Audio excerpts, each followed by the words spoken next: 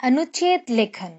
बच्चों, आज हम अनुच्छेद लेखन के बारे में पढ़ेंगे। अनुच्छेद शब्द अंग्रेजी भाषा के पैराग्राफ का पर्याय है। अनुच्छेद निबंध का संक्षिप्त रूप। इसमें किसी विषय के किसी एक पक्ष पर 80 से 100 शब्दों में अपने विचार व्यक्त किए जाते हैं। अनुच्छेद का अर्थ होता है परस्पर संबंध, यानी कि जुड़े हुए कुछ वाक्यों का समूह। किसी एक भाव या विचार, फीलिंग्स एंड थॉट्स को संक्षेप में 10-15 वाक्यों में प्रकट करना, यानी बहुत शॉर्ट में 10-15 सेंटेंसेस में उन्हें प्रकट करना क्या कहलाता है? अनुच्छेद लेखन कहलाता है। अनुच्छेद लिखते समय कुछ बातों का ध्यान रखना बहुत आवश्यक होता है। जैसे अनुच्छेद लिखते समय शब्द सीमा का ध्यान रखना चाहिए, यानी कि वर्ड लिमिटेशंस का। अनुच्छेद प्रभावशाली होना चाहिए, यानी कि इम्प्रेसिव होना चाहिए। इसमें अनावश्यक विस्तार नहीं होना चाहिए। जहां तक खींच के बना दिया, लिख दिया, कुछ भी एक ही बात को दोहराते रहे, वैसा बिल्कुल नहीं होना चाहिए। इसके वाक्य जो है छोटे छोटे होने चाहिए। सभी वाक्य एक दूसरे से संबंध होने चाहिए, यानी रिलेटेड टू सेंटेंसेस। ओके। शब्द चयन पर भी विशेष ध्यान देना चाहिए, यानी कि वर्ड्स का सिलेक्शन। भाषा शैली सरल एवं प्रभावशाली होनी चाहिए, यानी आपका जो भाषा शैली है, यानी कि लैंग्वेज स्टाइल है, वो बहुत ही सिंपल और इम्प्रेसिव होनी चाहिए। अनुच्छेद लिखते समय किसी प्रकार की भूमिका या उपसंहार की आवश्यकता नहीं होती है। रोल या फिर सब कन्फिगरेशन की जरूरत नहीं होती है। ठीक है। अनुच्छेद के आरंभ में एक या दो पंक्ति की सूक्ति, उदाहरण या फिर कविता की जो कि विषय से संबंधित हो दिए जा सकते हैं। इसमें अनुच्छेद प्रभावशाली बन सकता है। बच्चों, अनुच्छेद लेखन से आपके लेखन कला सुदृढ़ होती है। क्रिएटिविटी ऑफ राइटिंग और सोचने की क्षमता बढ़ती है। Imagination power.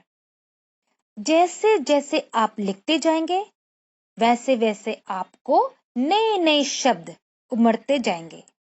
और देखिएगा कैसे आप शब्दों को मिलाकर सुंदर वाक्यों में परिवर्तित कर देते हैं।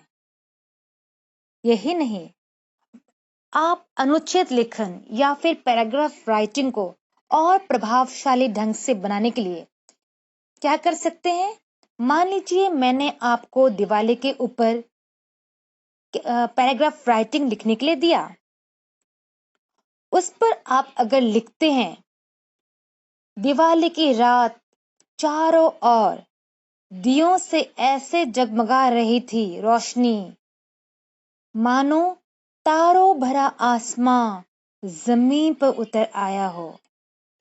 और ऐसे ऐसे सेंटेंसेस जब आप लिखेंगे तो पढ़ने वालों का मन प्रभावशाली वाक्यों से प्रभावित हो जाएगा।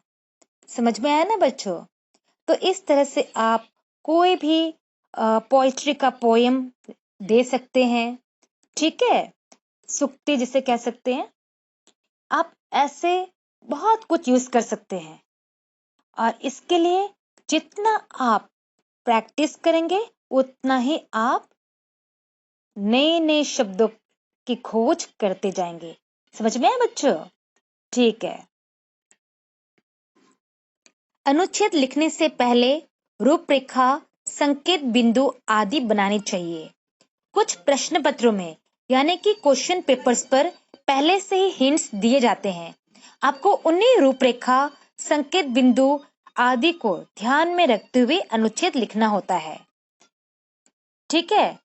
और अगर मैंने आपको दिया, मान लीजिए, प्रातः काल के बारे में अनुच्छेद लिखिए, तो आपको उसके पहले रूपरेखा तैयार करनी होगी। कैसे? प्रातः काल के दृश्य के बारे में अनुच्छेद लिखना हो तो इस प्रकार रूपरेखा तैयार करनी चाहिए। प्रातः काल का दृश्य कैसा होगा या फिर कैसा होता है? सूर्योदय के समय आसमान कैसा लगता है? उस समय क्या क्या होता है? प्रातः काल का वातावरण कैसा होता है, यानी कि एनवायरनमेंट। सुबह सुबह हमें क्या करना चाहिए, उसमें हमें क्या क्या लाभ होते हैं। तो इस तरह से अगर आप रूपरेखा पहले तैयार कर लेंगे तो आपको आसानी होगी अनुच्छेद लिखने के लिए। ठीक है, धन्यवाद।